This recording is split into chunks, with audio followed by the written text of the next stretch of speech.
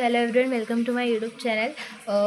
तो आज मैं आपको बताने वाली कि आज मेरा फिज़िक्स का वाइवा एक्चुअल में कैसा गया था।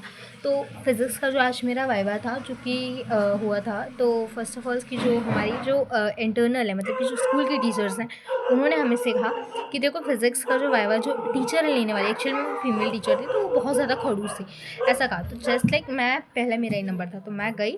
दैन उन्होंने कुछ क्वेश्चन पूछे, लेकिन हाँ, आपको याद रखना है कि आपके लिए वीडियो बहुत ज़्यादा हेल्पफुल रहेगी अगर आपका वाइवा होने वाला है या हो गया है, जैसा भी है, ठीक है। अगर नहीं हुआ है तो अच्छी बात है, अगर हो गया है तो भी नॉलेज के लिए अच्छी बात है। तो एक्चुअल में क्या होता है, जो मेरी मेन कॉपी थी ना, उसमें अगर आपका वाइवा होने वाला है तो उसके लिए मैं बता दूँ आपको, अगर आपकी जो मेन कॉपी है, अगर आप फिजिक्स का वाइवा देने वाले हो, आपकी जो मेन कॉपी रहेगी उसमें आपको सबसे पहली बात तो वही चीज़ें लिखनी है। पहली बात तो फिजिक्स के तो एक ही प्रोजेक्ट, एक ही मतलब हमें प्रैक्टिकल का लिखना रहता है, ठीक है। तो हमें वही वाला लिखना है जो हमें याद है अच्छे से, ये जिसके बारे में हम अच्छे से बता सकते हैं, वही वाले सिर्फ लिखने हैं। अदरवाइज और कोई सा क्वेश्चन नहीं लिखना है, ठीक है। तो जो मेरा फिजिक्स का एक्चुअल में जो आया था, उसमें मुझसे ना पी एन संधि डायोड मैंने लिखा था, तो उसमें से कुछ क्वेश्चन पूछे थे, वो मैं क्वेश्चन फटाक से 5 क्वेश्चन बता देती हूँ जो मुझसे पूछे गए थे, ठीक है। और एक तो एक्स्ट्रा में भी है मेरे। तो सबसे पहले पी एन संधि डायोड क्या होता है, पी प्रकार का अर्धचालक है, एन प्रकार के अर्धचालक क्या, अर्धचालक होता क्या, इसी में क्वेश्चन था। और 2 क्वेश्चन और उसमें थे। हाँ, धारा का प्रवाह पूछा था, अग्रबायस और पश्च बायस, ये वाले कुछ क्वेश्चन, अग्रबायस पश्च बायस, ये वाले कुछ क्वेश्चन पूछ लिए थे। और 5th नंबर पे था अपना, जैसे कि धारा का प्रवाह हो रहा है, ठीक है। हाँ, निरोधी विभव, प्राचीर विभव, ये सारे। तो मैं फटाफट से एक-एक के आंसर देती हूँ। तो पी एन संधि डायोड क्या होता है, तो पी एन संधि डायोड जो होता है, पी और पी प्रकार के अर्धचालक, एन प्रकार के अर्धचालकों को जो मिला के बनता है, उसे हम पी एन संधि डायोड कहते हैं। अब जब ये दोनों चीज़ें मिलती हैं आपस में, तो एक दूसरे के चार्जेस को कैंसिल आउट करती हैं। जैसे ही ये कैंसिल आउट करती हैं, तो उनके बीच में बनने वाले विभव को हम प्राचीर विभव कह देते हैं, ठीक है।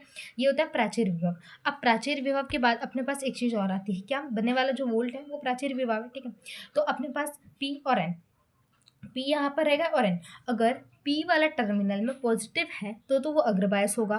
अगर पी वाले टर्मिनल में अगर नेगेटिव साइड है तो वो होगा पश्च बायस।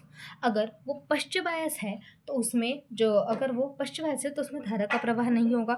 उसी में आती है निरोधी विभव। निरोधी विभव, विभव का वह मान जिसमें धारा का मान शून्य रहे, उसे हम कहते हैं निरोधी विभव। कहने का मतलब, अगर मैं एक ग्राफ से समझाने की कोशिश भी करूँ, अगर मैं आपको ट्राई करूँ कि मैं आपको ग्राफ से समझाती हूँ, देखो ग्राफ में एक्स एक्सेस और एक वाई एक्सेस होती है, ठीक है, 2 टाइप की, ये तो पता ही होगा। फिर ग्राफ में हम क्या करते हैं, सबसे पहले जो अग्रबायस और पश्च बायस का अगर हम बना रहे हैं, तो पश्च बायस में जो पीछे वाली माइनस एक्स एक्सिस में ना, तो हम उसका जो लाइन है ना, या तो लाइन के साइड बना लेते हैं, लाइन के थोड़े से नीचे बना लेते हैं। जब हम लाइन के थोड़े से बिल्कुल ही नीचे बना लेते हैं और वो माइनस वाली साइड होती है, ठीक है।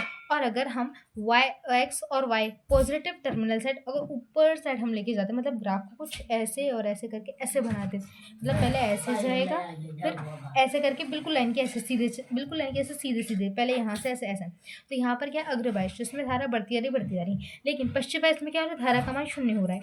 जिससे हमें क्या पता चलता है कि केवल अग्रबायस में एक ही दिशा में धारा का फ्लो होता है, पश्चिम बायस में नहीं होता। तो ये चीज़ मुझसे पूछी गई थी। और क्या, और 1-2 क्वेश्चन से क्या, हाँ, होल जो धनात्मक होते हैं और इलेक्ट्रॉन जो ऋणात्मक होते हैं, वो तो ऑब्वियसली बात है, सबको पता है। और इसमें से ये वाले क्वेश्चन, बस इतने क्वेश्चन। फिर एक था अब उन्होंने पूछा मुझे कि तुमने जो प्रोजेक्ट में बनाया उसके क्वेश्चन पूछ लिए थे, ठीक है। तो उसका जो प्रोजेक्ट का जो मेरा ट्रांसफार्मर था, मेरा टॉपिक, तो ट्रांसफार्मर से रिलेटेड जो भी था वो सब बताया मैंने। मतलब कि सबसे पहले तो उन्होंने पूछा था कि ट्रांसफार्मर क्या होता है, किस प्रिंसिपल पे काम करता है। तो पहली बात तो ये प्रत्यावर्ती धारा जो हमारे घरों में, जैसे हमारे घर में प्रत्यावर्ती आती है, ये जैसे चार्जर है, ठीक है। तो चार्जर है, चार्जर जो हमारे, जैसे हमारा जो फ़ोन होता है, जब हम चार्जर के पिन लगाते हैं तब क्या होता है, वो डीसी होता है वो वाला। तो हम एसी से डीसी में कन्वर्ट, हमारे घर में आ रही एसी से डीसी में कन्वर्ट करेगा, तब जाके हमारा फ़ोन चार्ज होगा। तो ये वाला एक क्वेश्चन पूछा गया था, ठीक है। देन इसका नेक्स्ट क्वेश्चन मेरे से ये पूछा गया था कि ये कौन से प्रिंसिपल पे बेस्ड है, कौन सा सिद्धांत पे कार्य करता है, तो ये अन्योन्य प्रेरणा के सिद्धांत पे कार्य करता है, ठीक है। और इसका तीसरा क्वेश्चन है, कितने टाइप के होते हैं, 2 टाइप के, अपचय और उच्चय। इन दोनों के काम पूछ लिए, मतलब क्या, कैसे क्या होता है। तो अपचय ट्रांसफर जो धारा को निम्न, मतलब कि धारा को उच्च से निम्न की ओर ले, और अपचय ट्रांसफर जो धारा को निम्न से उच्च की ओर ले जाए, ठीक है। ये थोड़ा कन्फ्यूजन है, बट थोड़ा देख लेना, ठीक है। तो ये किया वाला क्वेश्चन। तो होप ये वीडियो आपके लिए बहुत ज़्यादा यूज़फुल रहेगी, and thank you for last तक, मतलब आपने यहाँ तक देखा। अगर चैनल में नए हो तो प्लीज़ सब्सक्राइब करना, लाइक करना। तो मैं एंड यही बोलना चाहूँगी, अगर आपका फिजिक्स का वाइवा है तो आप अपने प्रोजेक्ट फाइल में, जो भी आपकी बोर्ड वाली कॉपी होगी, वैसे तो बोर्ड वाली कॉपी होती है, अगर जो भी है आपके पास, तो आप वही चीज़ें लिखना जो आपको याद है बहुत अच्छे तरीके से, क्योंकि जो एग्जामिनर होगा ना वो ज़्यादातर वही देखकर पूछता है।